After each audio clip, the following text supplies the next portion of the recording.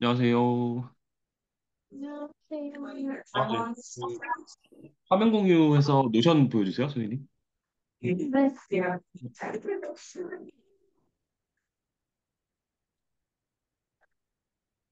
그, 저랑 원격으로 한 적 있죠, 맨 처음 시간에. 아니요, 그 상담할 때. 아, 상담할 때 한 번 했나요? 아, 네. 잠시만요. 어색하실 것 같아가지고. 날짜가 21일. 오늘 만들어주셨네요.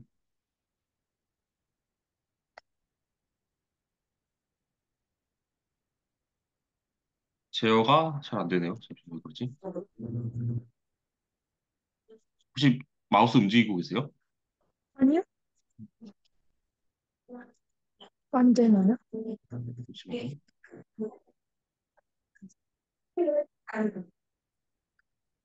어, 저- 한 번만 다시 공유해 줄 수 있을까요? 네. 계속, 네.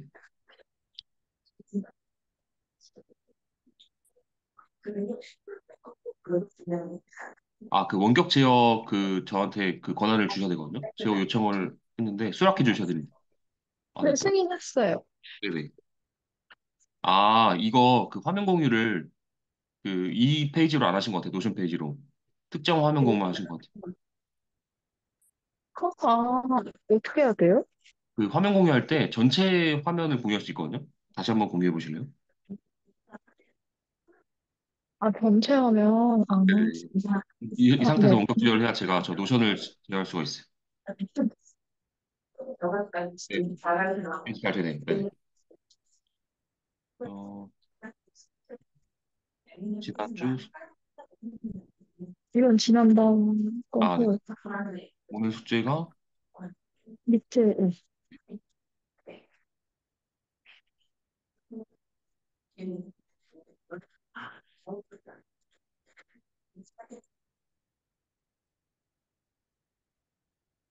네, 하나씩 보겠습니다. 1번 숙제는 샤딩 클러스터링 설명하기네요. 네. 요거 설명할 수 있을까요? 샤드는 그 범위를, 뭐지? 그 나눈 거라면, 네네. 서버가 클러스터링은 아예 그냥 그, 카테고리가 다른? 카테고리? 네, 그, 커리어의 카테고리가 다른 네. 것 같아요. 음, 그러니까 얘의 기준은 같은, 같은 데이터를 그냥 그 수평으로 나누냐, 수직으로 나누냐, 그 지금 말씀이신 거, 얘는 수평인 거고, 얘는 수직으로 나눈다는 말씀이신 거죠? 네. 네, 맞아요. 그러면은, 언제 카테고리를 나눠야 되고, 언제, 이렇게 수직으로 나눠야 될까요? 음, 일단 클러스터링은 데이터베이스가 이렇게 전자상거래 웹사이트처럼 뭔가 나눠서 저장이 되어야 될 때? 음, 뭔가 근데 약간 샤드는 네, 사용자 아이디부터 신번까지 네, 사실 구별 지을 수 있는 특징이 없잖아요. 네네. 근데 뭔가 클러스터링은 딱 저렇게 주원 처리, 뭐 사용자인지 이렇게 구별할 수 있는 기준이 네. 있을 때? 어, 우선 이 상황에서는 예를 들어서 주문 서버랑 사용자 서버, 그러니까 유저 서버, 그리고 물품 서버가 이렇게 다 나눠져 있다면 이게 카테고리 나누는 게 맞고요. 네. 만약에 데이터가 만약에 주문만 처리하는데 주문 서버가 너무 많은 데이터가 처리돼 있어. 그러면 그러니까 한 DB만 보면 근데 그 DB가 장애가 났을 때 그러면은 아예 서비스가 불가할 것 같잖아요. 네. 그때 얘를 보통 수직 분할이라고 하거든요. 수직 분할을 해가지고 예를 들어서 샤드 3번만 죽었어요. 그럼 1, 2, 4번은 가용이 될 거잖아요. 네. 그때 샤드 키라는 게 있어서 이게 쉽게 말해서 키밸류예요. 키밸류 형식으로 그러니까 샤드 1번에는 유저 23,000번, 뭐 샤드 3번에는 유저 4만 5천, 아니 5만 5천 번 이렇게 저장돼서 샤드 키 가지고 찾는 거예요. 그래서 조회가 빠르겠죠. 전체 10만 개 뒤지는 것보다 샤드 키를 물고 들어가니까 당연히 조회는 그러니까 키 가지고 조회하는 성능이 추가되긴 하겠지만 10만 번에서 5만 5천 찾는 거랑 5만 5천, 5만에서 7만 5천 사이에서 5만 5천 사는 거랑 다르거든요. 네. 그때 사용하는 겁니다. 네. 그리고 2번은 이게 제가 복사하다 말았나요? 이게 두 개가 다였나요? 근데, 다른데 빗자가 덜 됐나 본데? 네네, 숙제가 더 있었던 것 같은데. 음,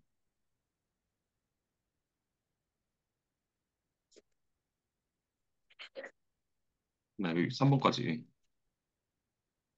허리,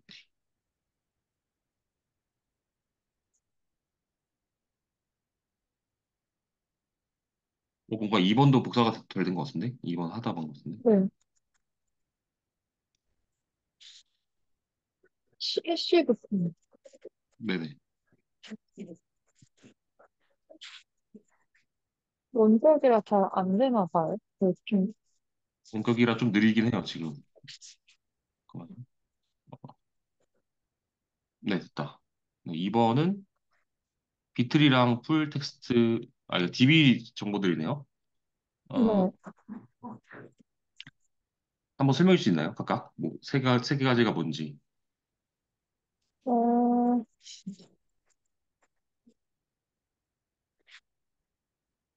또 찾을 때 그냥 또 까먹네. 혹시 마이크 어떤 거 일단, 쓰세요? 네. 마이크 저희 뭐 에어팟이요. 혹시 제 목소리 잘 잘 안 들리시나요? 들려요. 네. 네네. 잘 안 혹시, 들리세요? 지금 잘 들려요. 네. 음. 그, 일단, 비틀이 먼저 설명해 비트리는, 드릴게요. 네. 어, 좀 찾아봐도 돼요? 네네. 찾아보면서 말씀해 주세요.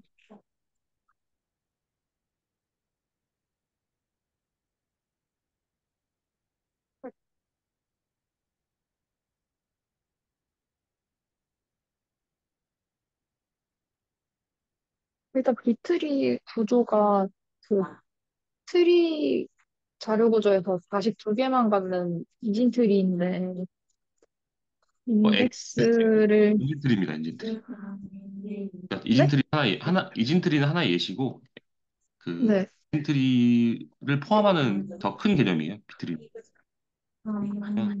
자식이 두 개만 가는 이진트리를 확장하여 N개, 그러니까 엔진트리라고 하죠, 보통. 자식이 두 개 이상일 때를 엔진트리라는데, 비트리는 엔진트리. 보시면 여기 아, 세 개 있잖아요, 자식이. 예. 네. 근데 근데 사실 네, 이거 인덱스에 왜 트리가 들어가는지 네. 잘 이해가 안 됐던 것 같아요. 음, 좋습니다. 제가 조금 설명드릴게요. 여기 써 있네요. 자, 보시면. 결국엔 데이터베이스라는 게 데이터를 관리하는 것도 있지만, 주로 많이 하는 게 CRUD잖아요. 네, CRUD가 뭐라고요? 아, 네. CRUD. 네. 쓰면서 할게요. 근데 원격도 장점이 있어요. 이게 쓰기가 편해서 제가. 어, 왜, 왼쪽 정렬이 안 되지? 어, 제가 할까요? 네네. 노션 왼쪽, 네, 감사합니다. 노션이 날아갔네요. 노션이. 이 원격이 영어가 잘 안 바뀌어요. 한 번에. 제가 네, 노션 좀 틀어주세요. 네, 감사합니다.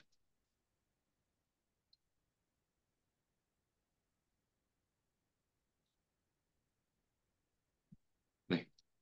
그, 비트리라는 게 결국에는 데이터베이스라는 게 데이터를 관리하고 저장하고 조회하고 수정하고 삭제하는 거잖아요. 네. 네. DB를 관리할 때 나는 CRUD예요. CRUD. C가 create, R이 read, U가 update, D가 delete예요. 이거를 할 때 결국엔 데이터를 찾아가지고 어느 위치에 생성할 거냐, 어떤 걸 조회해서 올 거냐, 어떤 걸 조회한 다음에 수정할 거냐, 어떤 걸 조회한 다음에 삭제할 거잖아요. 네. 결국엔 찾아야 되는 거예요, 데이터를. 근데 찾는데 그냥 예를 들어서 우리가 로또 번호 찾듯이 그냥 모든 55공을 다 뒤져가지고 찾는 게 아니라 정렬을 하자 이거예요. 데이터를 관리할 때. 그 정렬의 어, 알고리즘 조건이 인덱스라는 거예요. 정렬 조건은 인덱스랑 똑같아요. 같은 말이에요. 근데 인덱스가 종류가 여러 가지가 있잖아요. 그 중에서 네. 비트리가 그냥 디폴트 인덱스예요. MySQL 기준으로. 그러니까 대부분 데이터베이스가 제가 알기로는 이 비트리가 기준이거든요, 인덱스가. 그러니까 결국에는 이 CRUD를 하는데 CRUD를 할 때 이 네 가지 모두 다 전제 조건이 찾는 거예요, 데이터를. 찾을 때 그 시간 복잡도라는 개념 혹시 들어보셨어요? 들어는 봤어요. 네, 이게 로그 n 미만으로 찾자라는 게 이 데이터베이스를 만든 사람의 골자예요. 네. 이게 로그 n이 가능한 이유는 그때 한번 사양 트리 말하면서 제가 설명드렸었나요, 혹시? 무슨 소리요? 사양 트리가 트리가 정렬이 되어 있지 않으면 로그 n이 아니라 로그 n 그냥 비곱표기법으로 n이 되거든요. 네. 이게 안 되기 위해서 시간 복잡도를 로그 n으로 정렬을 해놔야 트리가 조회 성능이 좋아지는 거예요. 네. 네, 그래서 비트리가 필요한 거예요. 혹시 여기까지 이해가 안 되시는 거 있으세요? 왜 필요한지는 알겠는데, 네네. 비트리를 그러면은 어떻게 실제로 쓰는 거예요? 인덱스로? 아, 그 데이터베이스 ERD 설계할 때 인덱스를 저희가 설정할 네. 수 있어요. 아, PK랑 뭐 유니크 인덱스, 그 다음에 뭐 복합키 이런 식으로 복합키를 설정해서 이게 보통 세 개 가장 많이 쓰거든요. 네. 그게 결국엔 내부적으로 다 비트리로 동작한다고 생각하셔도 돼요. 무방해요. 이 음, 키들을 지금 결국에는 다 어찌됐건 여기 프라이머리 키가 지금 말하는 PK고요. 비트리가 그냥 복합 이 유니크 인덱스라고 생각하셔도 돼요. 그래서 우리 데이터베이스에서 데이터를 저장한 다음에 CRUD를 할 건데 CRUD를 할 때 그냥 무작위적으로 데이터를 찾는다는 게 아니라 저 인덱스 조건으로 정렬한 데이터를 찾아다가 뭐 조인을 하건 딜리트를 하건 업데이트를 하건 하겠다라는 의미예요. 그 말을 지금 이렇게 쭉 풀어 설명한 거예요. 여기 이 사람도 빨간색 쳐놨잖아요. 레코드를 찾는 속도를 빠르게 해야 우리가 뭘 하든 다 이 네 가지 행위를 해도 다 찾는 거거든요, 데이터를. 레코드라는 건 네. 테이블이에요, 테이블. 네. 그래서 근데 대신 이 인덱스를 그렇다고 모든 컬럼마다 다 작성해 놓으면 안 돼요. 어, 그러니까 이런 거죠. 그럼 비트리 인덱스를 쓸 때는 뭐 네네. 노드 인덱스랑 리프 인덱스를 지정해 주는 거예요. 방금 말씀하신 게 어떤 용어죠? 무슨 인덱스, 무슨 그 인덱스? 위에, 네네. 여기 위에 네네. 이렇게 루트랑 리프 노드를 네. 지정하는 거예요, 데이터에. 제가 그 비트리 인덱스로 쓰고 싶은 데이터에. 아, 이건 지정하는 거 아니에요. 이건 내부적으로 자기들이 알아서 동작해요. 우리가 자동차 운전할 때 엔진이 어떻게 동작하는지 다 모르고 운전하잖아요. 운전대로만. 어, 어, 데이터베이스가 우리가 PK로 저장하면 알아서 저렇게 리프와 루트를 나눠서 저장해요. 자기들이 정렬도 하고. 어, 우리가 알 필요는 어, 없는데, 그렇지만 이 틸이라는 게 왜 필요한지는 알아야죠. 지금 왜 필요한지 설명한 거예요, 제가. 네. 네, 우리는 이걸 몰라도 그냥 DB 컬럼에 DB 컬럼에 그 키를 지정할 수 있는데 인덱스를 저장해놔야 이렇게 동작을 하는데 근데 그렇다고 무조건 다 인덱스를 다 저장하는 게 좋은 게 아니거든요. 예를 들어서 책을 읽는데 책이 300페이지인데 1쪽부터 200쪽까지가 목차예요. 그럼 의미가 있을까요, 목차가? 아니요. 네. 그래서 그 적당한 인덱스 종류를 설정하기 위해서 데이터베이스 성능을 나타낼 수 있는 쿼리가 있어요. 이거는 좀 네, 나중에 실제 저랑 리팩토링 할 때 얘기를 할 건데 익스플레인 키워드라는 걸 통해서 내가 지금 현재 쿼리가 인덱스를 잘 타고 있는지 확인할 수 있거든요. 익스플레인 네, 키워드를 이게 뭔지만 네, 한번 공부해 보세요. 다음 시간 숙제입니다. 네. MySQL 네, 음, 키워드 키워드로 인덱스 조건을 잘 하고 있는지 알 수 있는 방법 알아오기가 숙제입니다. 이거를 짜보라는 건 아니고 그냥 이 키워드가 어떻게 이 인덱스를 타고 있는지 찾을 수가 있는 키워드인데 얘의 동작 방법이 뭔고 어떤 식으로 알 수 있는지 그냥 개념 정도만 정리해 보시면 될 것 같아요. 그리고 풀텍스트 인덱스 얘는 뭘까요? 결국엔 다 세 개 다 인덱스예요. 지금 비트리 인덱스, 풀텍스트 인덱스, 해시 인덱스. 네, 얘는 그냥 그 자연어로 검색하는 인덱스라고 이해했어요. 그 네, 네네. 검색을 할 때 그 진짜 말 그대로 텍스트를 활용해서 검색할 수 있는 인덱스 음, 아닌가요? 맞아요. 제가 왜 있냐면 우리가 언어가 글로벌 로컬라이제이션이라는 게 이제 해외 운영할 때 언어가 되게 여러 가지가 있을 수 있거든요. 저 같은 경우에도 미국이랑 뭐 멕시코 또 어딨지? 한 6개 국가를 지금 운영하고 있어요. 제가 담당한 서비스가. 네. 그때 댓글을 조회할 때 특정 저 비트리 인덱스만으로 성능이 안 날 때가 있어요. 언어 조회 조건에 웨어절에 걸 때. 그때 풀텍스 인덱스를 지원해주는 DB가 이제 몇 개 없거든요. MySQL은 네. 지원하는 걸로 알고 있는데 그때 인덱스를 태우고 저 익스플레인 키워드로 내가 인덱스를 탔을 때 얼마나 쿼리 스크립트 조회 성능이 좋은지 알 수가 있어요.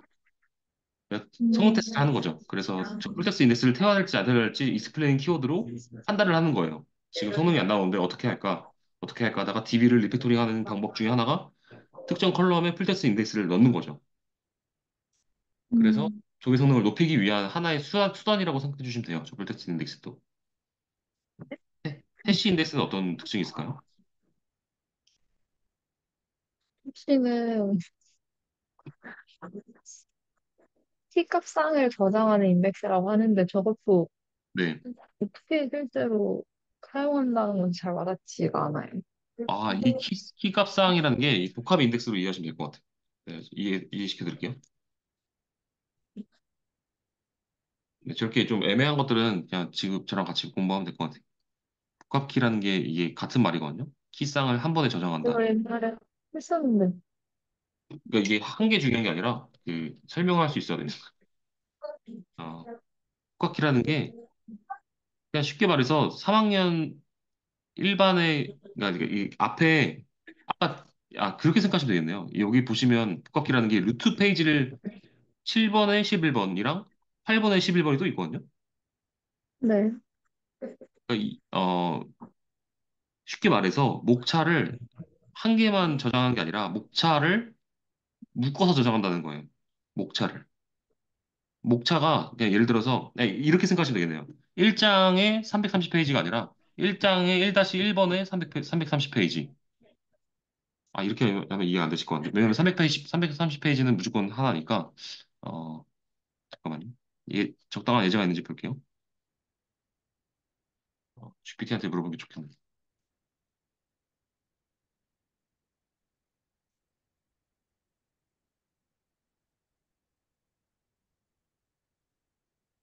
어,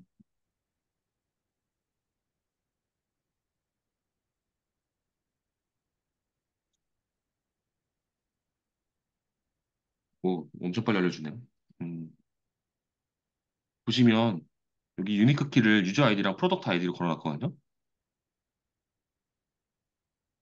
이게 지금 MySQL 생성 구문이에요. 네. 듣고 계시죠? 네네. 네. 네. 유저 아이디랑 프로덕트 아이디를 국가키 인덱스로 설정했어요. 이게 어떤 의미가 있냐면,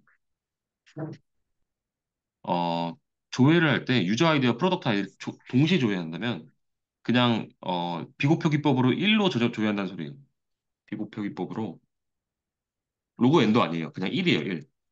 이게 그냥, 저희가 배열 조회할 때, 인덱스 접근이라 하잖아요. 기억나세요? 배열 조회. 배열을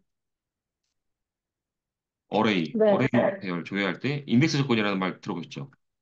네. 이 키로 조회한다는 건 우리가 목차를 통해서 한 번에 330페이지 가는 것처럼 유저 아이디와 프로덕트 아이디를 동시에 키로 설정해 놓으면 그냥 목차만 본다는 소리예요.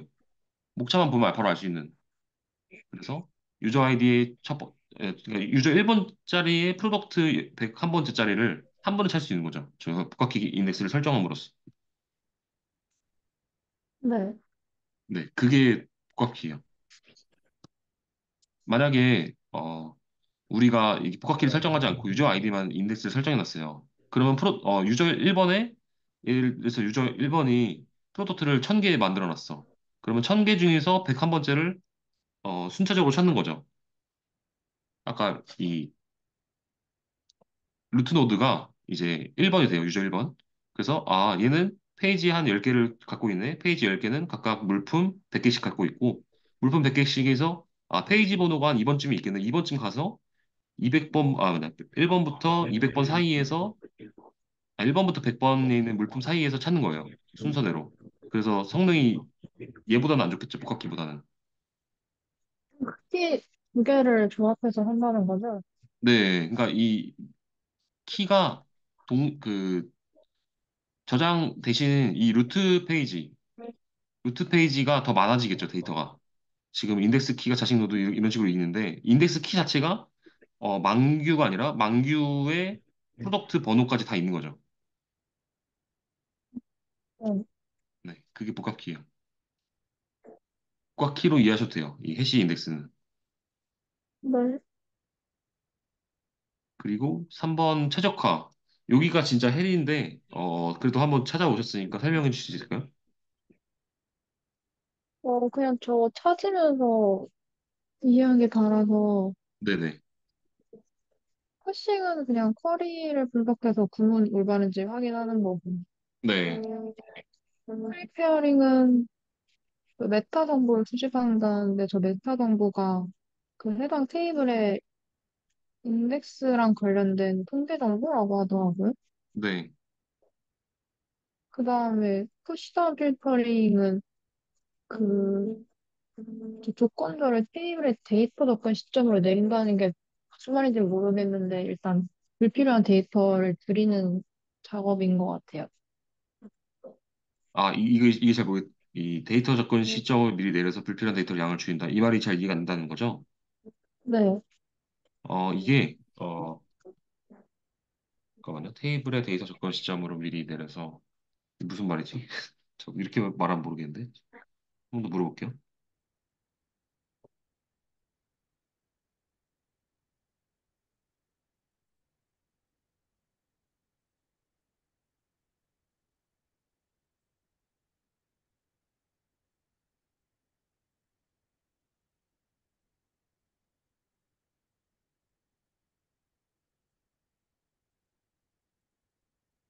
아, 그러니까 조인을 하는데, 음,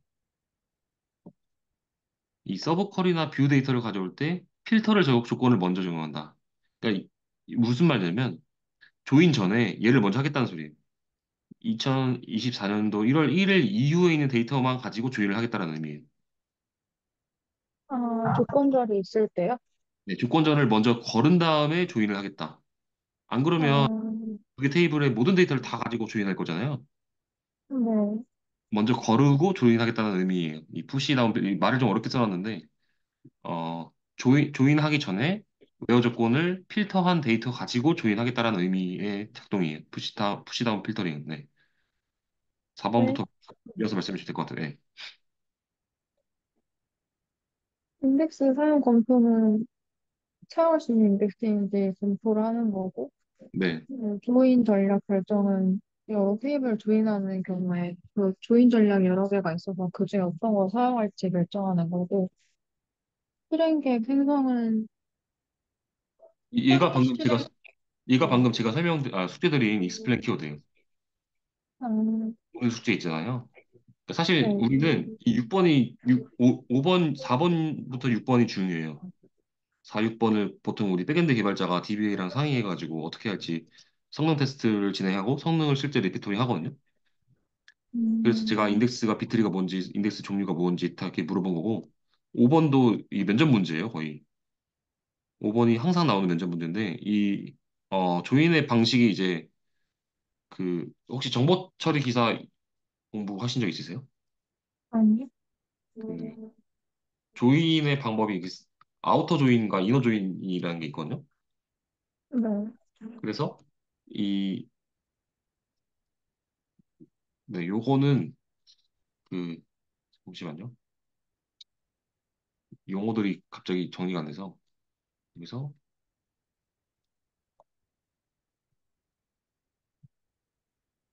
그, 조인시,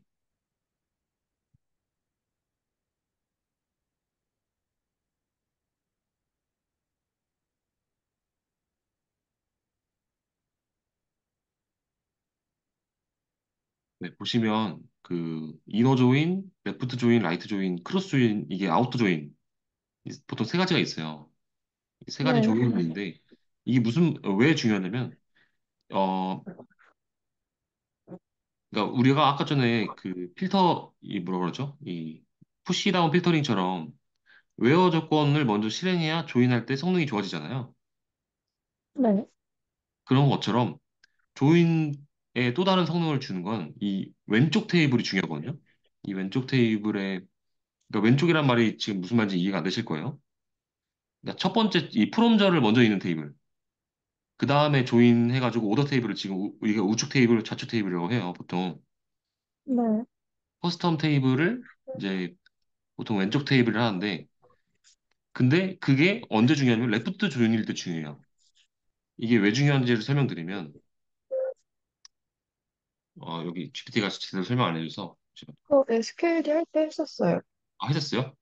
그 네. 왼쪽 테이블이 왜 중요할까요? 그러면은 기준이 왼쪽이 내가 되니까 네네. 그 잘리는 게 다르겠죠? 테이블 순서가 바뀌면? 음, 맞아요, 맞아요. 그 조인 전략을 결정한다는 게 내가 레프트 조인할 건지 해시 조인할 건지 머지 조인할 건지를 옵티마이저가 결정한다는 거예요. 네. 그러니까 사실 여기까지는 우리가 어 그러니까 이 여기까지는 건드릴 수는 없거든요. 우리는 4번, 6번이에요, 보통. 인덱스를 어떻게 설정해서 실행 계획을 실행한 다음에 조인을 제대로 결정했는지 확인을 하는 거예요, 우리는. 네. 옵티마이저가 조인을 제대로 설정해서 실제 성능이 1초 걸렸던 게 0.1초로 단축됐어. 이 실행 계획 익스플레인 키워드로 실행해서 예상 시간을 측정할 수가 있어요. 우리는 보통 4번, 6번을 하는 거죠. 4번, 6번에서 5번이 제대로 옵티마이저가 동작을 했는지를 확인하는 게 우리가 백엔드 엔지니어로서 DB를 건드릴 수 있는 방법이에요. 그래서 검토도 따로 해줘요? 인덱스를? 네, 인덱스 검토도 따로 해주는 작업이 있어요? 우리가 해요. 네. 백엔드 엔지니어가 음. 데이터를 설계하기 때문에 인덱스를 어디다 태울 건지, 어떤 인덱스를 태울 건지를 ERD 설계할 때 같이 저랑 할 거예요. 음, 네. 그러니까 4번, 6번이 제일 중요한데 4번, 6번, 4번을 제대로 설정해서 6번을 실행한 다음에 5번을 확인한다. 옵티마이저의 동작을 확인한다. 이렇게만 생각하시면 돼요. 저 3번의 숙제는. 네. 그러니까 그 네. 말이 결국엔 8번인 거죠. 네. 7, 8번인 거죠. 방금 제가 말한. 네. 그리고 디자인 패턴. 네, 디자인 패턴은 쉽지 않은 내용인데 한번 그래도 정리해 주셨으니까 설명해 주실 수 있을까요? 싱글터 패턴부터? 싱글서 패턴은 그 윈도우 관리자처럼 하나 한 객체만 분배할 때 사용하는 거고, 네, 팩토리 메서드는 그 잠시만요. 객체를, 싱글턴은 네, 먼저. 싱글턴을 한 개로 전역적으로 관리하는 이유가 있나요? 두 개가 분배하면 안 될 때, 여기 윈도우 관리자처럼 네, 윈도우 관리자가 두 개가 존재하면 안 되니까 얘는 무조건 하나만 존재해서 모두가 음, 공유해서 써야 될 때? 네. 윈도우 관리자가 왜 두 개가 되면 안 돼요? 그러면 데이터 충돌이 있을 수 있으니까요. 데이터 브리치? 원자성이 어긋나서? 일관성이 어긋나서. 어, 일관성을 지켜서 두 개 이상 코드를 짤 수도 있긴 하거든요. 그 무슨 말이냐면 우리가 동기화 배웠잖아요. 네. 어, 싱크로나이즈드, 싱크 그 잠깐만 자바가 이게 맞았나? 자바 동기화.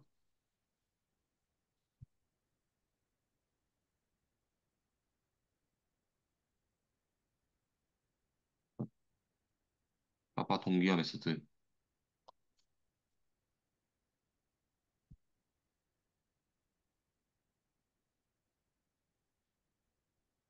네, 싱크로나이즈도 맞잖아요. 예, 요걸로 만약에 우리가 윈도우 그 관리자를 두 개 이상 만들어서 데이터 브리치를 안 시킬 수도 있거든요. 그러니까 지금 그 음, 근거가 좀 부족해서 제가 계속 말하는 거예요. 이 싱크로나이즈 키워드로 만약에 인스턴스를 두 개 만들어요. 그 윈도우 관리자를. 그럼 동작을 해요. 데이터 브리치 안 되게. 그래도 한 개로 제한하는 이유가 뭐가 있을까요? 더 추가적으로.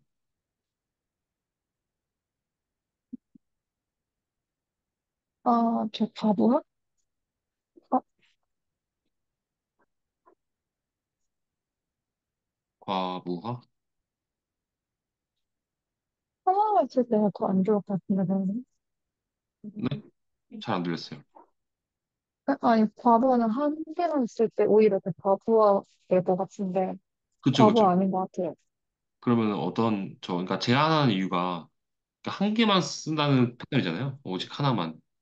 음, 왜 하나만 써야 될까요? 저 상황에서는.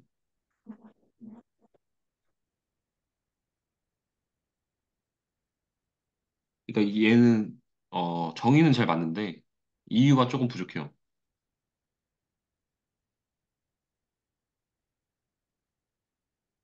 그랬어요. 음,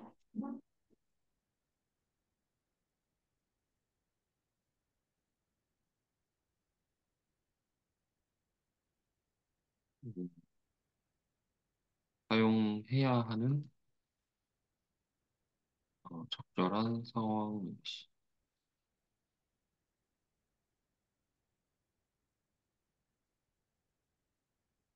음, 이렇게 생각하시면 될 것 같아요. 우리가 코드를 짤 때, 어, 당연히 개발자가 많으면 성능은 더 좋아질 거예요. 빠르게 짜겠죠.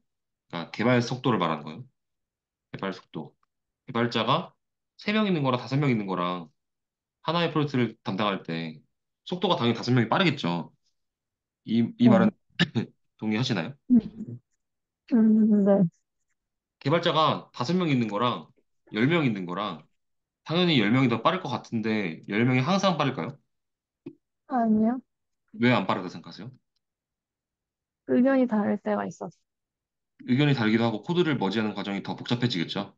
그리고 음, 코드 리뷰도 더 N번 더 해야 되고 그러니까 5명 할 때는 한 두세 번 해야 될 걸 10명이면 한 6번 정도 해야 되는 거죠.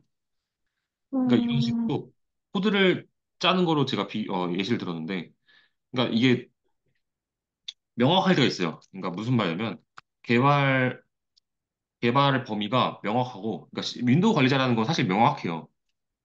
윈도우 관리자가 뭐 하냐면 그 윈도우를 부팅할 때의 액션과 유저의 이벤트를 받는 액션 그리고 윈도우가 동작하기 위한 스케줄러의 동작들 그거를 이제 OS한테 어, 프로세스를 할당받아가지고 관리하는 거거든요. 윈도우 관리자라는 게 여기 네. 확장이 안 돼요. 윈도우라는 게 뭐 당연히 10 버전에서 11 버전으로 갈 때 윈도우 관리자의 기능이 한두 가지는 추가할 수 있지만 막 실시간으로 대규모로밖에 월마다 바뀌지가 않거든요. 윈도우 버전도 10년마다 한 번씩 거의 나오는, 10년마다는 아니고 한 5년에서 10년마다 한 번씩 나오는, 3년만인가? 윈도우가 그렇게 생각보다 업데이트가 자주 되지도 않고 업데이트가 된다 하더라도 윈도우 관리자의 기능은 제한돼 있어요. 그래서 저렇게 제한될 때, 개발 범위가 명확하고 제한될 때 싱글톤 패턴을 쓰는 게 맞아요. 그러니까 네. 이런 거죠. 윈도우 관리자 같은 걸 개발할 때 한 명이 개발하는 게 편할 거예요. 예전에 윈도우 10을 관리하던 개발자가 11의 윈도우 관리자를 개발하는 게 편해요. 근데 갑자기 10명이 개발한다 생각해보세요. 잘 모르는 음, 사람을 9명 가르쳐 주면서 코드 리뷰도 해야 되고 코드 머지도 해야 되는 거죠. 더 오래 걸려요, 사실은. 네. 네. 그런 것처럼 개발 범위가 명확하고 그리고 추가 개발 사항이 없을 때 싱글ton 패턴을 써요, 보통. 그걸 관리하는 매니저를 만들 때. 네. 그럼 이제 질문이 나올 수 있는데, 그럼 언제 제한하지 않고 인스턴스를 어, 무한정까지는 아니고 컴퓨터 리소스 허용 범위 내에서 무한정 늘려가며 개발해야 할까요? 질문이 나와야 되거든요. 그러니까 한 개로 제한하지 않는다는 의미. 그러니까 싱글톤을 쓰지 않는 때는 언젠가요? 가 질문이. 싱, 싱글톤을 싱글톤 패턴을 적용하지 않아야 될 때는 언제일까요? 제공하지 않을 때요? 싱글톤 패턴이 안 써야 될 때. 지금 제가 싱글톤 패턴을 써야 될 때를 말씀드렸잖아요. 네. 이가 싱글톤 패턴을 써야 될 때예요. 안 써야 될 때는 언제일까요? 이거 반대로 얘기하시면 돼요. 개발 범위가 명확하지 네. 않고. 지금, 너무 지금, 네네. 그냥 반대로만 얘기하면 돼요. 그래서 아, 근데 이해를 이거를 못 지금 이 과정을 하시다가. 좀 이해하시라는 거죠. 이렇게만 외우는 게 아니라, 지금 제가 네. 설명드렸잖아요. 개발자 속도, 아까 그 범위 명확한 거, 윈도우 관리자는 이게 당연한 건데 프로 설명을 못 하셨잖아요, 저한테. 네. 루팅, 지금 상황에 진행하고 있었어요. 아, 네네네. 실행, 뭐, 스케줄러,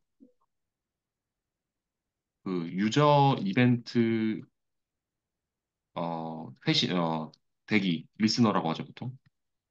이렇게를 크게, 리스너를 관리해요, 리더 관리자는. 근데 여기서 이제 윈도우가 10이건 11이건 이 부팅 실행 스케줄러 유저 이벤트는 똑같아요. 제가 알기로는 거의. 뭐 제가 직접 개발한 건 확실하게 뭐 100% 똑같다는 말을 할 수는 없지만 그 기획의 범위는 거의 동일해요. 그래서 이때는 싱글톤 패턴이 어울리는 거고 개발 범위가 명확하지 않고 추가 개발 사항이 계속 있다. 뭐가 있을까요? 그리고 이렇게 부터 그냥, 어, 그거, 우리 핸드폰 OS 같은 거, 몰라. 근데 핸드폰 OS 같은 거 업데이트하면 계속 기능 늘어나고, 그러니까, 아 그러네요. 그런 그 거, 선생님이 담당하시는 그 무전기 프로젝트를 말씀하시면 되겠네요. 기본은 OS가 없는데, 네, 근데 그런 거요. 네, 저 무전기 프로젝트도 뭔가 그 화면 계속 바꿔달라고 하고 그 자판 바꿔달라고 그러고 배열 바꿔달라고 계속 하시지 않았어요? 아, 네. 네. 그러니까 명확하지 않은 거죠, 사실은. 무전기가 네. 어떻게 기기가 바뀔지 모르는 거잖아요. 네. 그렇게 예시를 들면 될 것 같아요. 팩토리 베서스 패턴은 뭘까요? 이번에 또 찾아보면서 더 새로 알게 된 설명인데, 객체를 만들어내는 공장을 만드는 패턴이라는 설명이 있더라고요. 네네네. 그래서 맞아요. 그, 한마디로 자동차 객체들을 뭐 버스, 지하철 이런 거 만들 때, 걔네들을 만드는 그 팩토리 메소드 자체를 만드는 패턴이요. 네. 그러면 그러니까, 여기서는 메이크 카? 네. 객체를 생성하는 공장 매니저인 거잖아요. 네. 그러면 이 공장 매니저가 왜 필요할까요?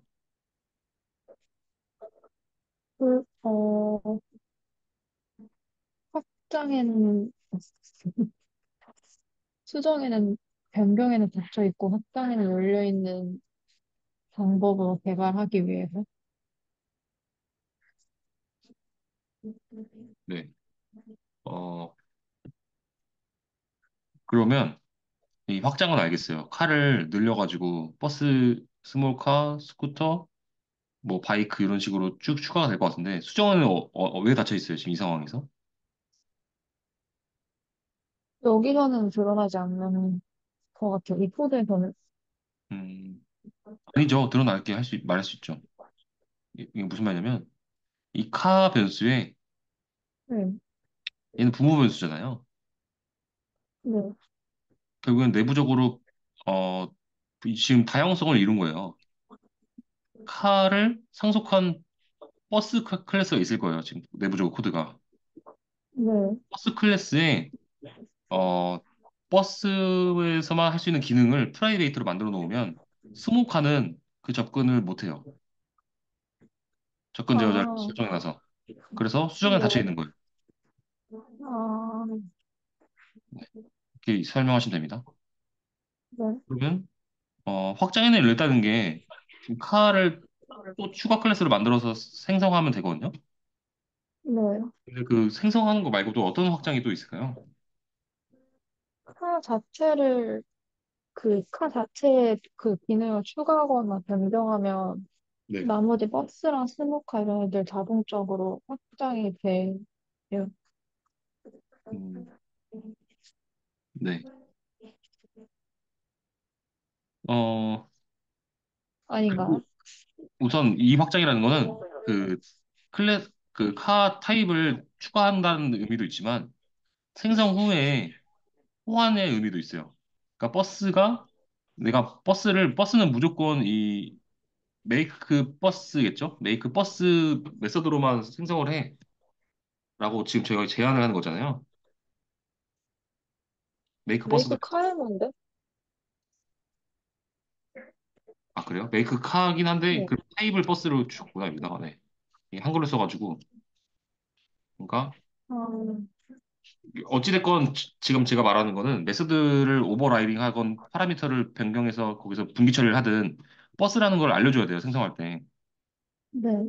버스를 넘겨서 파라미터를 넘겨서 버스는 버스대로만 일정하게 공장처럼 찍어내겠다고 하는 거라는 말은 버스 객체가 한 10개 있다고 했을 때 버스 객체들끼리 간에 뭐 부품 호환이건 그 액션이건 버스는 뭐 특정 전용 차로를 갈 수 있다라는 이런 조건들을 짠다건 할 때 버스는 다 일정하게 객체가 생성됐기 때문에 호환이 된다는 말도 있어요.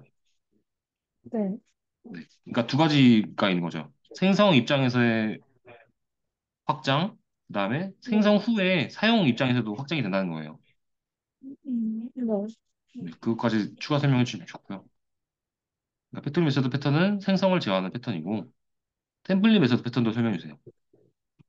템플링 메서드는 그 구조가 정해져 있고, 네. 구조가 일단 템플링 메서드, 추상 메서드, 훅 메서드로 정해져 있는데, 템플릿 메서드가 공통 역할을 수행하는 메서드고, 추상 메서드가 반드시 구현을 해야 하는 메서드이고, 훅 메서드는 변경해도 사용해도 되고, 그대로 사용해도 되는 메서드인데, 그 예시를 들면, 커피를 만드는 그 메소드에서 네. 메이크 커피가 에스프레소 메소드, 푸선팅 메소드, 랩 순서대로 진행이 될 때 메이크 커피 자체가 이제 틀이 있으니까 템플릿 메소드 패턴인 거고 여기서 푸선팅을 반드시 이제 구현을 해야 되니까 그게 추가 메소드가 되는 거고 네. 랩은 그대로 써도 되고 그 오버라이딩 해도 돼서 얘가 홈 메소드 예요. 푸썸띵에는 그 커피 종류마다 다른 기능을, 음, 그, 다른 기능을 구현을 음. 하니까 얘는 초성 메소드를 일부러 정의를 해놓은 거예요. 이 템플릿 메소드 패턴을 왜 사용해야 할까요? 확장에는 네? 이가 아니면, 아, 확정해 주시려고. 확장에는, 맞아요. 맞는데, 그러면, 자, 아까 텍토리 메소드 패턴도 확장에는 유연하고, 확장에 닫혀 있는 구조잖아요. 네. 얘는 제가 아까 설명드렸다시피, 생성과 사용 면에서, 열려 있는 거고, 얘는 어느 부분이 확장이고, 어느 부분이 수정에 닫혀 있는 거예요, 그럼? 설명해 주세요.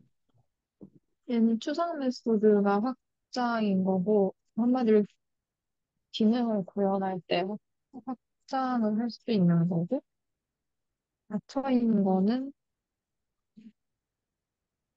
전체적인 틀,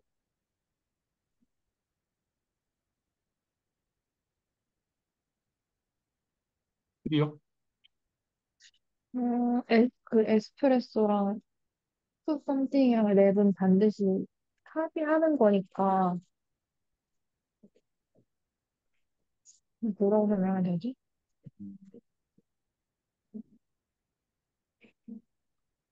그러니까 2번이 확장 부분이고, 3번이 수정 부분이 닫혀 있다는 거죠. 3번을 닫혀 있다고 하나요? 3번도 약간 확장의 일종 아니에요, 근데? 아, 방금은 그렇게 말씀하신 것 같아가지고 제가 되물은 거고, 수정은 어느 부분이 닫힌다고 생각하면 될까요? 1번이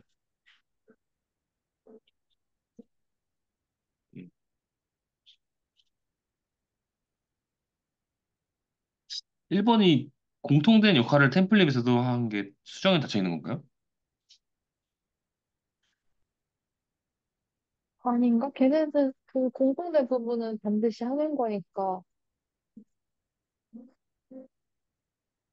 어, 수정에 닫혀 있다는 게, 이게 지금 수정에 닫혀 수정을 있다는 걸 해도, 이거 소희님이 말씀하신 거라서 아, 수정에 이게 닫혀 있다는 게 근데, 그, 항상 수정을 해도 같은, 같은, 같은 클래스를 상속받은 애가 영향 안 받는다는 거죠? 그게 아니라 그쵸, 그쵸. 객체의 타입에 따라서 다른 타입에 영향을 주지 않는다는 거죠. 그러니까 의존도가 낮게 코드를 짜겠다는 거죠. 음, 음, 근데 여기서 의존도를 음, 낮추는 행위가 있나요? 음,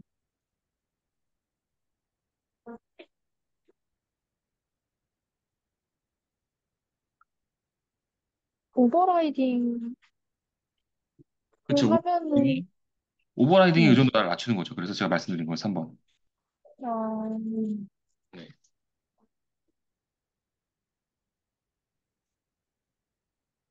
그러니까 템플릿 베스트 패턴은 확장 수정 플러스 템플릿을 사용하는 이유랑 똑같아요. 템플릿을 왜 사용하죠? 음,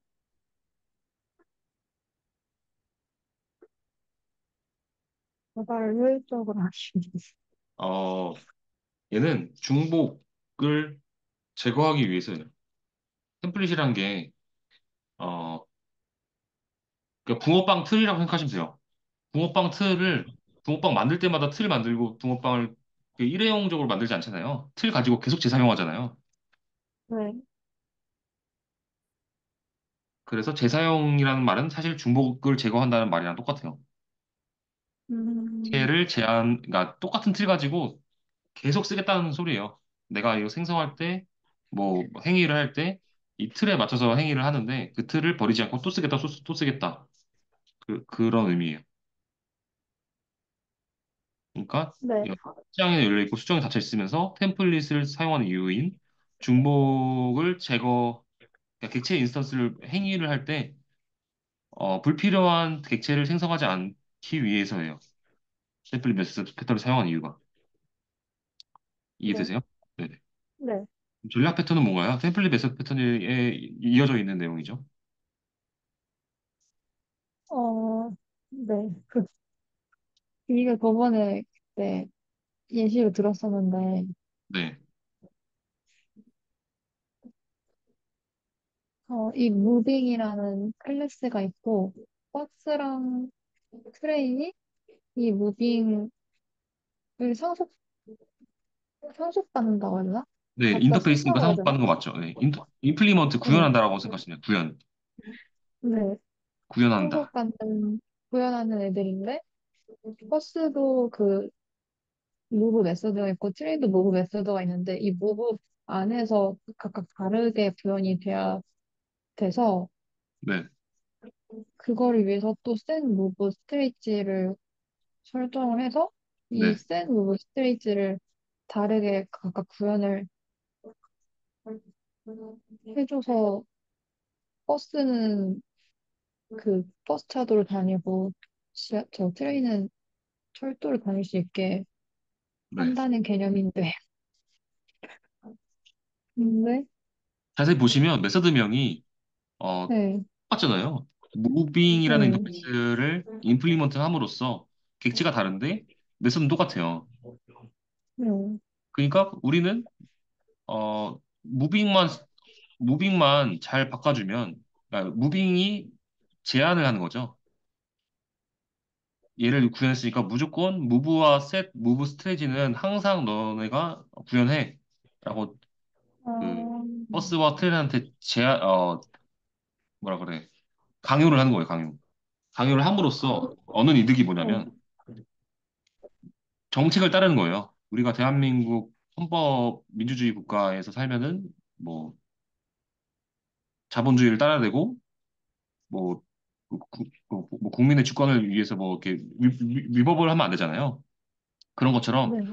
그 자동차를 움직일 때는 이 무브라는 스트레지를 무조건 따라야 되는 거 모든 객체는 구현을 했으니까. 그러면 이제 정책을 세우면 어떤 장점이 있어요? 같은 정책인데 모든 사람한테 다 적용되는 거잖아요. 특정 사람한테만 적용되는 네. 게 아니라. 그럼 관리가 편해지겠죠.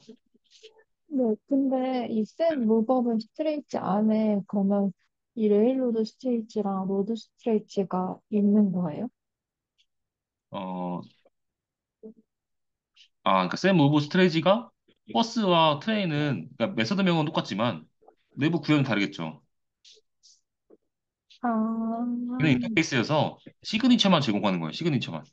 근데 아, 왜 이렇게 써야 하냐고 물어보면 무빙이라는 인터페이스를 이렇게 추상화해 놨기 때문에 만약에 네. 버스와 트레인에 추가 동작이 필요하면 무브 인터페이스가 여기 하나 메서드가 더 추가되겠죠? 그러면 네. 얘를 임플리먼트 하고 있는 모든 기체는 다 추가해 줘야 돼만 빌드가 성공해요. 네. 그래서 정책을 이 인터페이스 한 곳에서만 제어할 수 있는 거예요. 이게 음, 전략인 거죠, 사실. 전략을 함으로써 모든 네. 객체가 다 호환되게 하는 패턴이 전략 패턴이에요. 인터페이스로. 그, 그럼 만약에 버스 안에 있는 셋 무버블 스트레이트를 바꾸면 네. 트레이는 영향을 받지 않죠? 안 받죠, 안 받죠. 그러니까 얘는 음, 시그니처만 제한하는 거예요, 시그니처만. 그럼 왜 이렇게 물어보겠죠? 음, 시그니처만 왜 제한하나요? 메서드까지 제한해야 되는 거 아니냐고 물어볼 수 있는데, 다양성을 이루기 위해서 시그니처를 제한하는 거예요. 다양성이라는 게 뭐였죠? 그래서, 네? 다양성, 어, 어, 부모 변수로 자식 객체를 나타내는 게 자형성인데, 지금 네, 부모 변수로 자식 메서드를 나타내는 거죠, 여기서는. 부모 네, 메서드로 자식 메서드를 나타낸다. 의 다형성인 거예요, 여기는. 이 전략 패턴이라는 게. 보시면, 자식 객체를 표현하는 건데 부모를 나타내는데 파라미터를 자식에 연관된 걸 줌으로써, 우리는 이게 지금 트레인과 버스라서 그렇지, 이게 리스트라고 생각해 보세요. 리스트 폼은 돌면서, 어, 센 무브 스트레이지 한 줄로 표현이 돼요. 이 객체가 트레인이건 버스건. 네, 지금 제가 코드를 보여드릴게요. 그러니까 저게 왜 다양성이냐면, 그리고 지금 이게 지금 다양성을 이루지 않게끔 코드를 예제해서 지금 이해가 안 되시는 건데, 자, 폼은 카 리스트 사이즈로 할게요. 그래서 지금 저 무브 스트리지를 어, 똑같은 코드를 지금 하는 거예요. 카 리스트에 i번째 인덱스를 접근해서 얘의 set move 스트레이지, 무버블 스트레이지인가요? 무버블 스트레이지 에피소드를 호출하는데 얘의 new에서 카 인덱스에 카 리스트에 지금 수도 코드예요. 이 타입 오브라는 아마 타입 오브였나?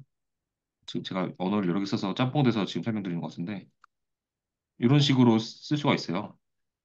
네, 그래서 한 줄로 표시가 된다는 거죠. 네. 아, 이게 다용성인 거예요.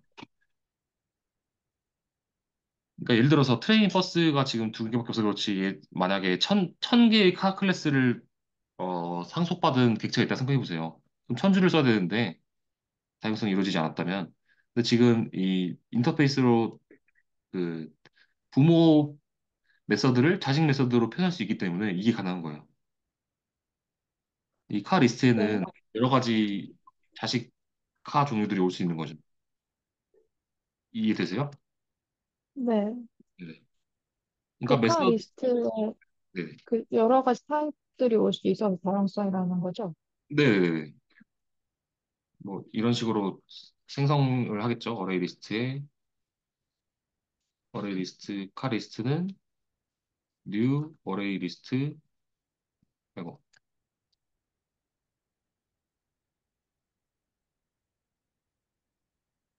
뭐 이런 식으로 선언하겠죠. 네. 가지고 이렇게 쓰는 거예요. 네. 네. 어댑터 패턴은 어떤 패턴인가요? 저거 저희 진짜 말 그대로 어댑터 있잖아요. 네네. 뭐라 해야 되지? 코드 연결해주는 거. 네. 그 의미로 쓰이는 것 같아서, 음, 그냥 서로 호환되지 않은 인터페이스를 가진 두 객체 공간에서 걔네를 변환해주는? 같이 사용할 수 있도록 변환해주는 네. 디자인 패턴이라고밖에 이해를 못했어요. 그럼 변환과 호환이 왜 필요해요? 음, 그런 거가? 일단 변화는 이미 구현이 되어 있는 네. 것들이 있을 때 뭔가 새로운 인터페이스를 추가를 해야 되는데 걔네가 호환이 안 되면 그 전에 있던 것도 써야 되고 새로운 것도 써야 되니까 네. 호환이 호환이랑 변환이 그렇게 비슷한 줄 아는가요? 어, 다른 다른가? 비슷하죠. 근데 좀 다르긴 한데 결국엔 좀 다르긴 한데 재사용이에요, 재사용. 그러니까 이 호환이라는 게 이렇게 생각하시면 돼요. 그 어댑터 말씀해 주셨는데 그 우리 충전할 때 일본이랑 우리나라랑 그 볼트가 다른 거 아시죠? 110볼트. 우리나라 뭐 120볼트인데. 근데 그 변환해주는 돼지코 변환기가라는 게 있거든요. 네. 110볼트짜리 네. 그 우리는 사실은 한국에 있었던 충전기가 일본 가면 쓸모가 없어졌어요. 근데 만약에 변환기가 없으면 또 사야 돼. 그럼 불필요한 객체를 또 인스턴스를 뉴한 거죠. 그거를 막기 위해서 어댑터를 재사용하는 거죠. 어댑터를 재사용함으로써 기존 객체를 재사용하기 위해서요. 네. 그러니까 중복 생성 불필요한 객체를 생성을 제어해서 뭐 메모리나 성능 면에서 좋게 하기도 하고 관리 측면에서도 좋게 하기 위해서예요. 어댑터 패턴을 사용하는 이유는. 네. 네. 이- 네, 이렇게까지 설명해 주시면 돼요. 근데 저 실제로 예시코드를 안 봐서 그런지 무슨 인터페이스 호환이 안 된 인터페이스가 어떤 건지 잘 음, 모르겠어요. 네, 좋은 질문이에요. 언제 써야 되냐면 어, 그 프로토콜 간에 HTTP 말고도 소비 있고 어, 또 뭐가 있더라? 지금 백엔드 통신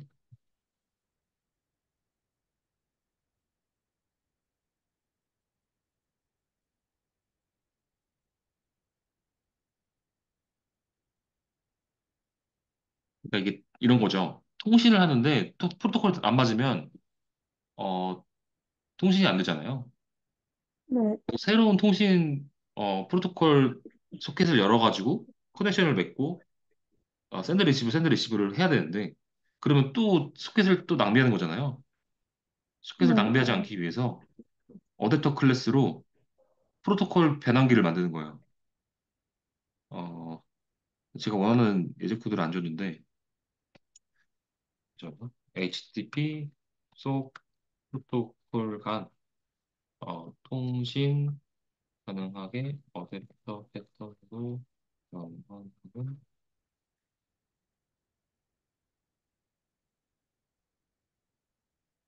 아니다. 이렇게 얘기하면 지금 HTTP와 소비 정확하게 뭔지 모르시기 때문에 그냥 그 환율 그 계산기라고 생각하시면 될 것 같아요.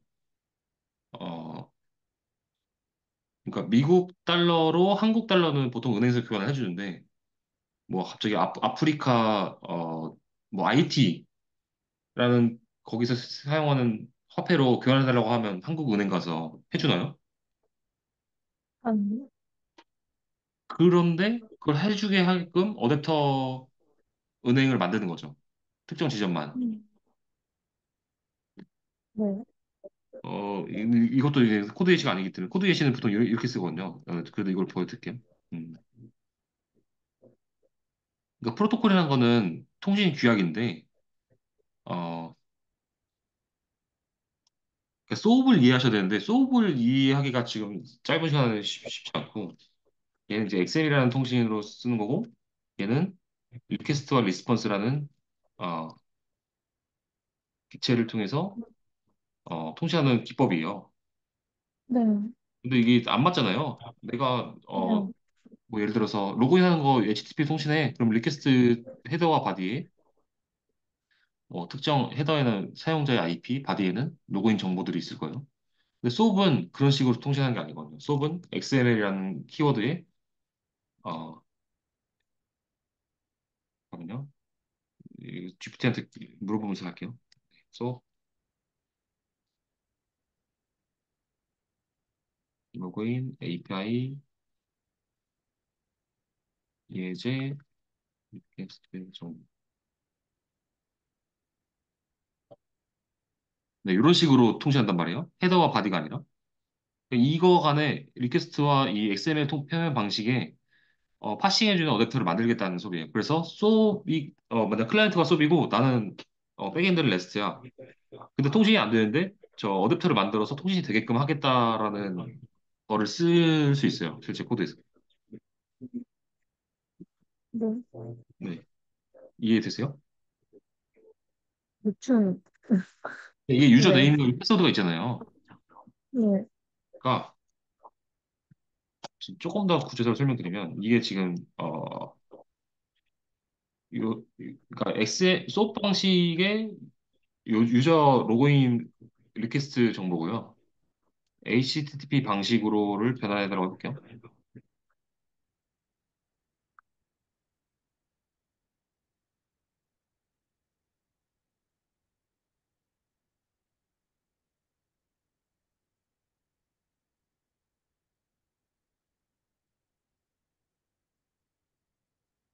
네.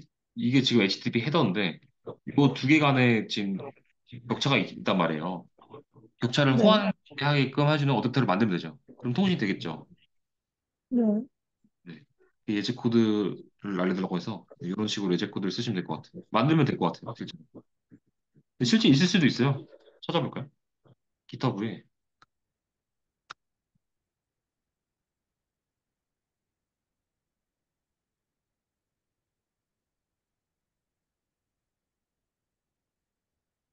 있네요. 송신 어댑터. 이게 제가 말하는 HTTP로 지금 저도 처음 본 거예요. 근데 어찌됐건 이런 마이크로소프트에서 만든 어댑터가 있는 것 같아요. 이 라이브러리가. 이런 식으로. 네.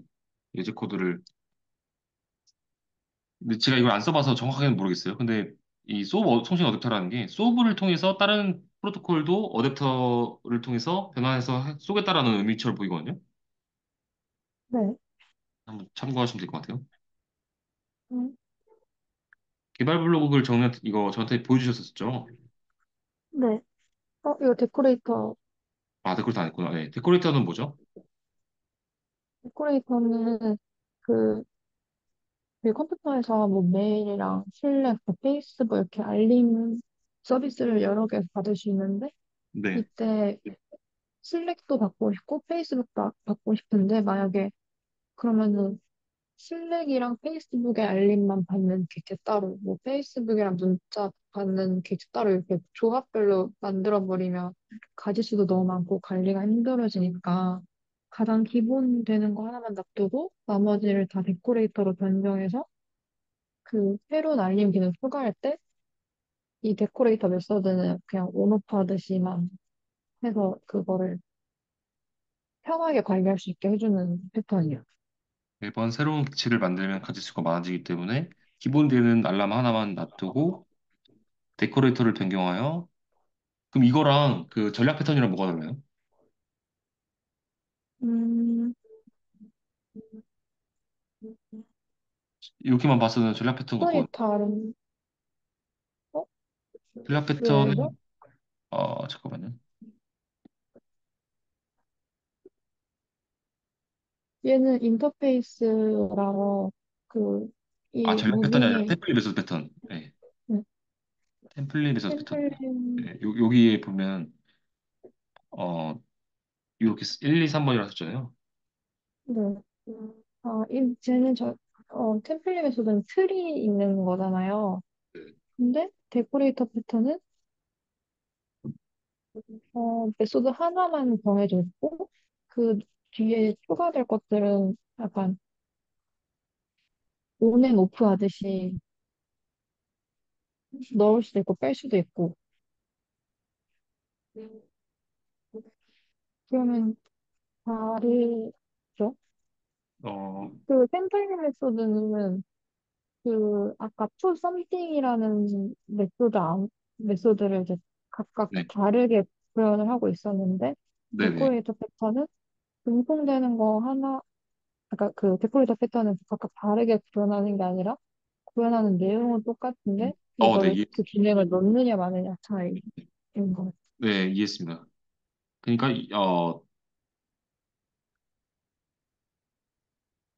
구조가 다르네요. 얘는 있는 거 네, 가지고 또 다른 그 데코레이터 메서드를 호출해가지고 만드는 거고, 얘는 그 아까 표현을 뭐라고 하더라? 템플 메서드 패턴 여기 1, 2, 3번 있었는데 여기서 그 훅이라고 했나요? 어, 네, 훅을 여러 개 둬서 여러 번 호출할 수 있게끔 하는 구조네요. 네, 다르네요. 그리고 요거 저한테 피드백 받으셨나요? 아니요? 아, 네.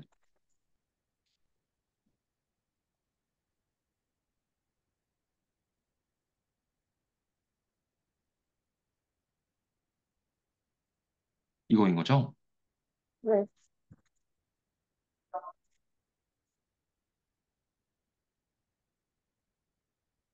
음,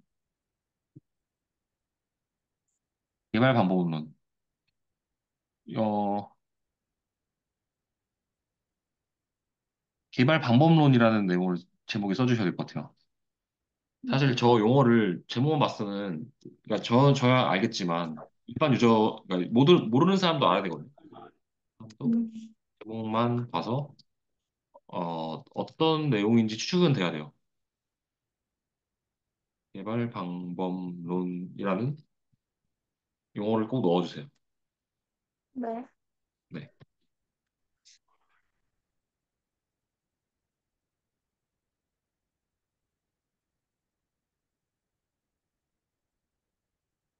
단점이 없네요. 음. 단점을 추가해 주셔야 됩니다. TDD에. 밑에 다 단점 없는데. 그래요? 네. 단점이 항상 있거든요.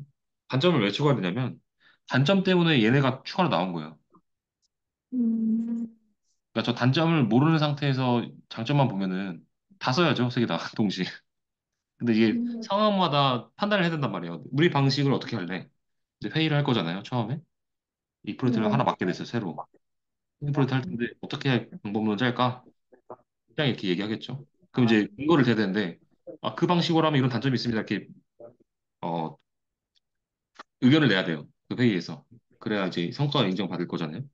그 단점을 적어주셔야 돼요. 네. 장점을 좀만 볼게요. 보고 감소. DDD는 Behavior Driven Development.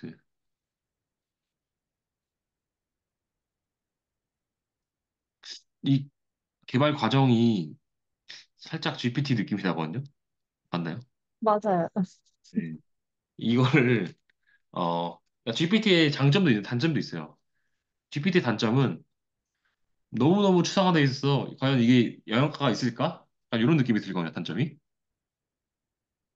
그러니까 무슨 말이냐면, 음, 그러니까 추상화가 꼭 나쁜 건 아니에요. 근데 이 개발 블로그에서 추상화는 제가 생각하기에는 영향가가 없는 느낌이에요. 그래서 추상화가 안 좋아요. 개발 블로그 글은 반대로. 그래서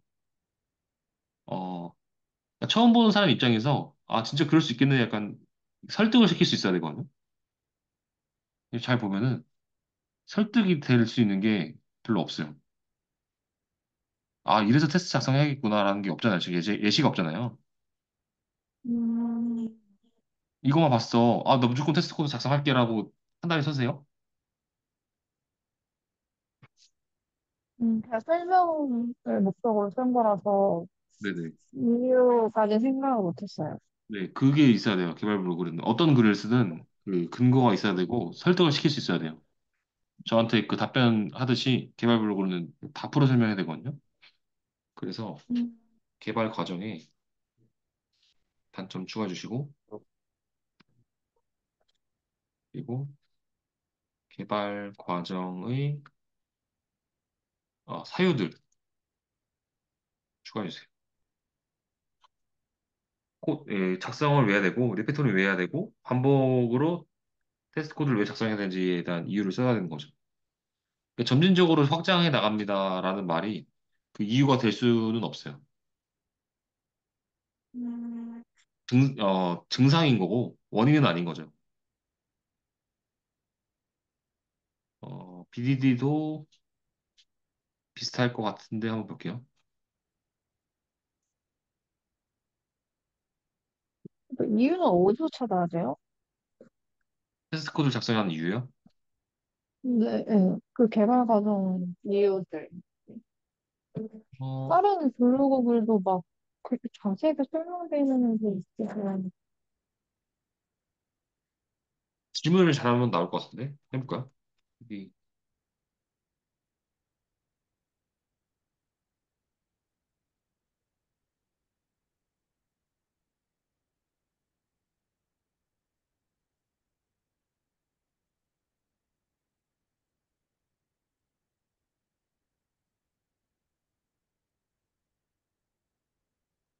이 중에서 마음에 드는 거 채택해서 쓰면 될 것 같은데요? 6개 알려줬잖아요. 근데 이 네. 소희님이 해봤던 거로 예시를 들면 좋죠. 그래서 이걸 안 했더니 라이브에서 장애 났었어요. 라고 이렇게 하면 베스트건. 근데 이 중에서 그 무전기 프로젝트 하시면서 왠지 계산 기능 같은 거 하셨을 것 같은데? 안 했나요? 네. 안 했어요?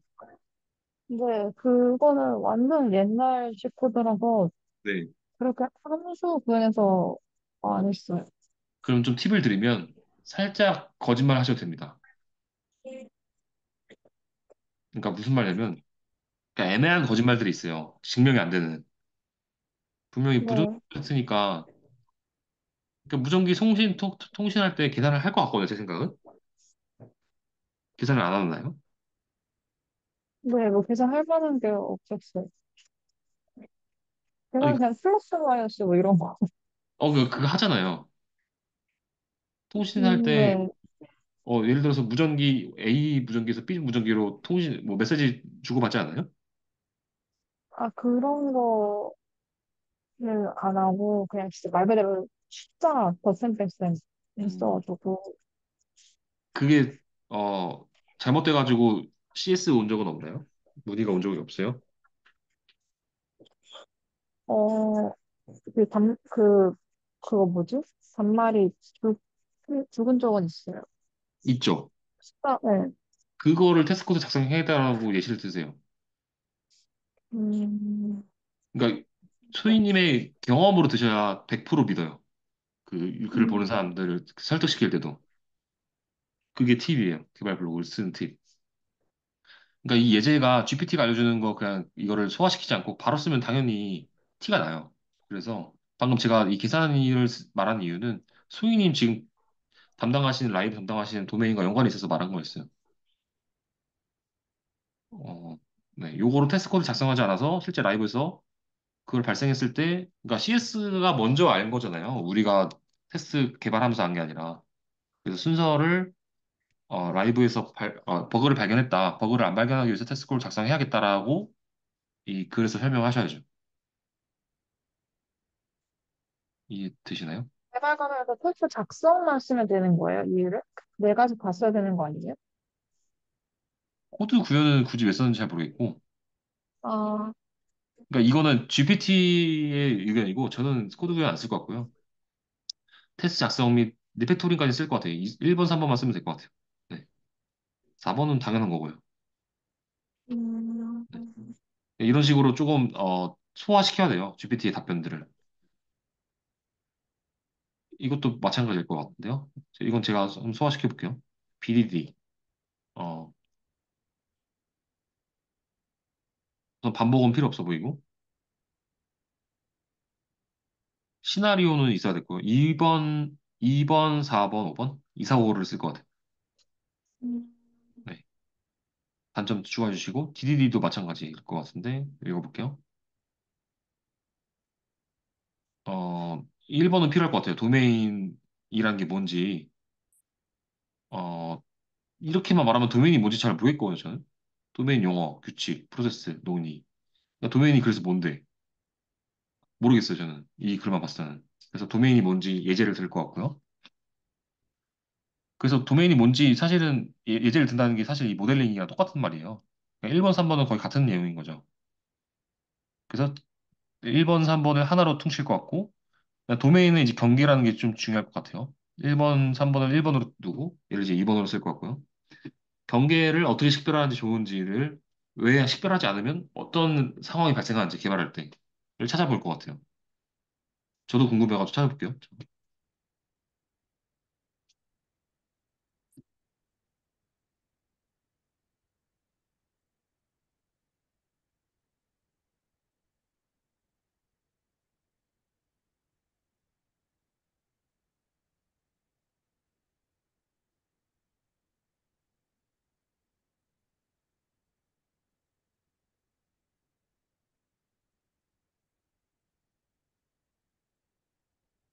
네.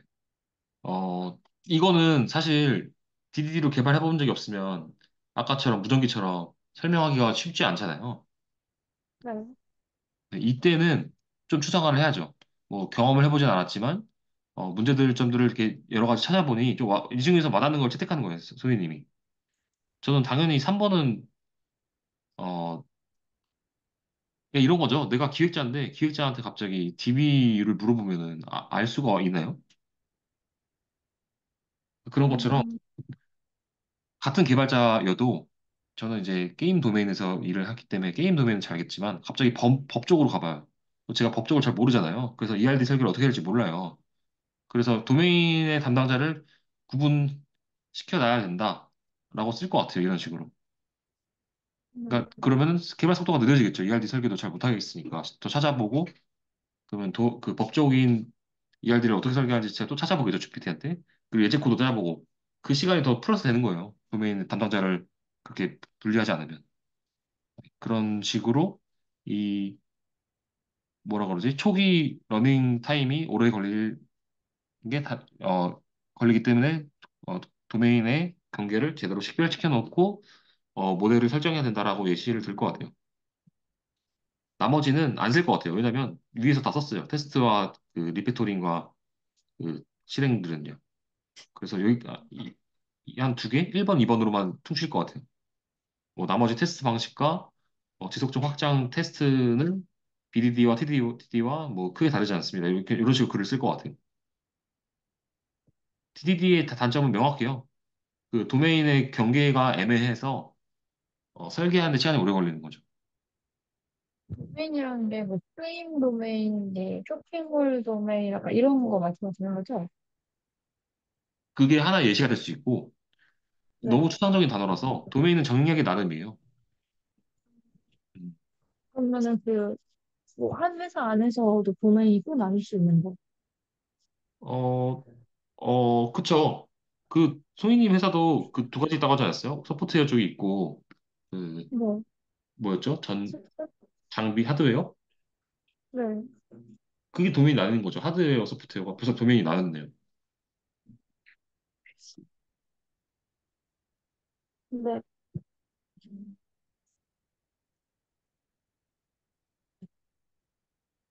답변하신 거죠? 네네. 네. 아, 네. 음. 근대라고 들었어요. 네. 아, 그리고 토비 스프링을 이제 나가야 되는데 그 저번 시간 어디까지 나갔죠? 위에 써는데, 네. 아, 오늘 많이 못 하겠네요. 수업은. 어, 여기 있구나.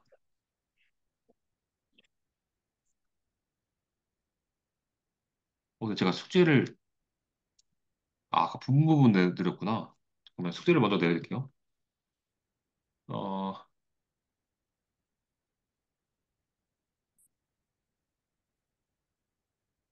토비 스프링이 어디 있었죠? 위에, 기타인가? 위에 스프링 1번, 아, 위에, 저번 시간에 7장까지 읽어오신 거죠? 네, 근데, 7장, 6, 7장 너무 어렵던데. 그러면 이렇게 하시죠. 오늘은 수업 나가지 말고 그 어려웠던 내용이 뭐가 있었는지 저한테 질문해 주세요. 일단은, 네. 아, 그거를 어떻게 접근을 해야 될지 모르겠다. 내가 제가 펼쳐주신, 네네네. 네. 어려웠던 거를 저한테 질문해 주세요. 남은 시간 동안. 그 전에 숙제를 먼저 내드리고 질문할게요. 받을게요. 잠깐만요. 뭐, 7장까지 다 읽으셨고, 7장이 1권 끝이었나요? 8장도 있었나? 8장도 있었어요. 8장, 근데 8장은 저거, 그, 약간 스트링에 같이 설명해주는 건 안 된데. 8장이 밑에, 안 보이지? 밑에, 네, 어? 브록이요? 버전이 다른 건가? 8장은 그거 있어요. 무슨 스프링의 정의, 막, 스프링의 특징과 아, 가치, 아, 이런 거. 그러면은, 네. 지금 2권을 봤네, 제가. 죄송해요. 2권이에요, 지금. 1권을 봐야 되는데. 아, 8장이 뭐가 있는지 잠깐 보고, 8장을 읽어야 될지 안 읽어야 될지 판단 좀 해보려고요. 8장.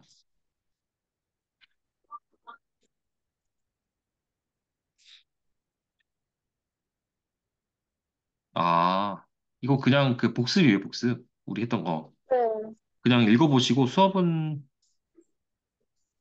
그냥 가볍게 읽으세요, 이거는. 그동안 했던 거 그냥 똑같이 나온 거거든요. 네. 1장 가볍게 읽고, 네, 이거는, 이제 9장은 뭐였죠, 9장이? 9장 프로젝트. 읽지 마시고요. 이제 2권이네요. 2권에 1권 8장이랑 2권에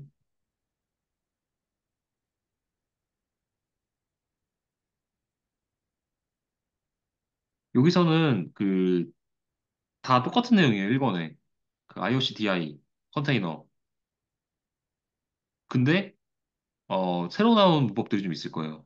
예시로 오토 와이어드 했었나요, 1권에서? 네. 인젝트랑 리소스 처음 들은 거죠. 네, 좀 그러니까 새로운 용어들을 좀 더 부가 설명하면서 그 범위를 넓힐 거예요. 그리고 2장까지 읽긴 좀 2장까지 읽을 수 있으시겠어요? 한번 해볼게요. 네. 근데 수업을 못 나갔기 어, 때문에 어, 네. 그럼 일, 1장만 읽어, 일본이만, 1장만 네. 읽어보시고 그리고 네. 1권에 어려웠던 것 다시 말씀해 주세요. 1권 다시 갈게요. 이건이 더 어렵나요?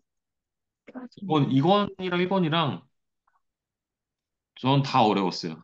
그냥 다 어렵다 생각했고 그냥 진짜 모르는 것들을 정리만 했던 것 같아요. 계속 끝까지. 내가 한마디라도 더 설명할 수 있게끔. 이게 처음으로 한 번에 이해가 안 돼요, 이 책은. 그걸 인지하고 들어가셔야 돼요. 우선은 지금 남은 시간 동안은 저 오늘 읽었던 것 중에서 어렸던 것들을 좀 질문해 주세요. 제가 다 풀어 설명해 드릴게요. 무슨, 프레임워크, 그러니까 얘가 책에서 설명을 하다 보면 어느 순간부터 무슨 말 하는 건지 모르겠을 때가 와요. 네네. 그러면은 약간 이 책을 얘가 설명한 걸 다 하나하나 이해를 해서 넘어가야 되나 아니면 네. 이 제목 기준으로 그냥 네. 이 목 개체가 뭔지 그러니까 뭐 언제 쓰는 건지 그 정도만 이해하고 넘어가면 되나. 그것도 음, 일단 궁금해. 다이내믹 프로시 이것도 무슨 말인지 모르. 네. 또 다이나믹 프록시 저랑 정리하지 않았어요? 개발 블록을? 아니요? CGLIB 프로시 차이. 아예 안 했어요. 네? CGLIB랑 다이나믹 프록시 차이점 정리 안 했어요? 안 했어요. 프로시 아예 안 했어요. 아, 그래요? 그러면은 이건 숙제가 되겠네요. 다이나믹 프록시랑 보통 이게 면접 질문이 이렇게 나와요. 다이나믹 프록시랑 CGLIB가 방식이 두 가지가 있는데 CGLIB 방식, CGLIB 차이가 무엇이고 특징을 비교 나열한 개발 블로그를 작성. 또 다이나믹 프록시가 갑자기 뜬금없이 나온 건 아니잖아요. 배경이 있을 거란 말이에요. 책에서. 네. 아마 AOP를 말하면서 말할 거예요. 이거에 대한 개발 블로그 글을 배경부터 그 과정 결과 느낀 점 순으로 정리해 보세요. 네. 그리고 하나 더 뭐였죠? 모키토였나요? 모키토? 뭐, 모키토 프레임워크는 어, 생생하게 다 알 필요 없고요. 테스트를 왜 되는지에 대한 정의를 저번 시간에 저한테 설명해 주셨잖아요. 네. 테스트를 하긴 하는데 모키토를 왜 써야 될지를 설명해 주시면 돼요. 그러니까 프레임워크가 음, 많아요. 테스트. 모키토 말고도 뭐 그 JUnit 5, 4랑 뭐가 다른지 모키토가 그 차이 부분만 설명하시면 돼요. 차이 부분만 이건 지금 설명하는 게 아니라 그 다음 시간 수업 시간에 다음 시간은 네. 수업 먼저 나갈게요. 수업 못 나갔어가지고 이거를 다음 차이 부분만 다음 수업 시간에 저한테 설명해 주세요. 설명하.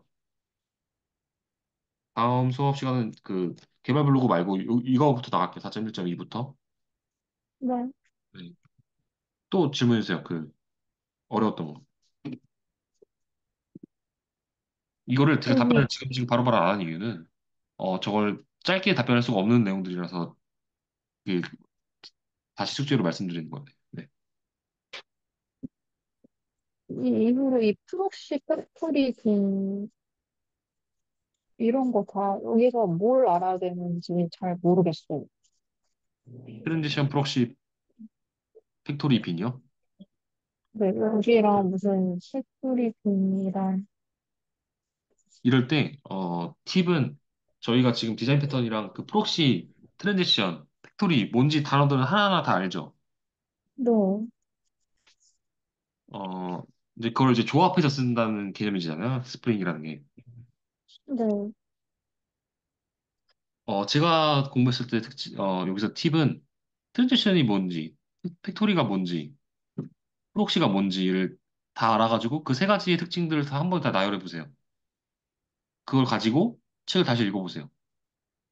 음, 그러니까 하나하나는 아는데 지금 복합적으로 모르시는 거란 말이에요. 네, 복합적으로 이해하기 전에 하나하나를 먼저 다 프록시가 어떤 동작하고 왜 필요한지, 팩토리가 뭔지, 빈이 뭔지를 이렇게 세 가지를 나열한 다음에 다시 읽어보시면 이해가 될 거예요. 네, 또 질문해 주실까요?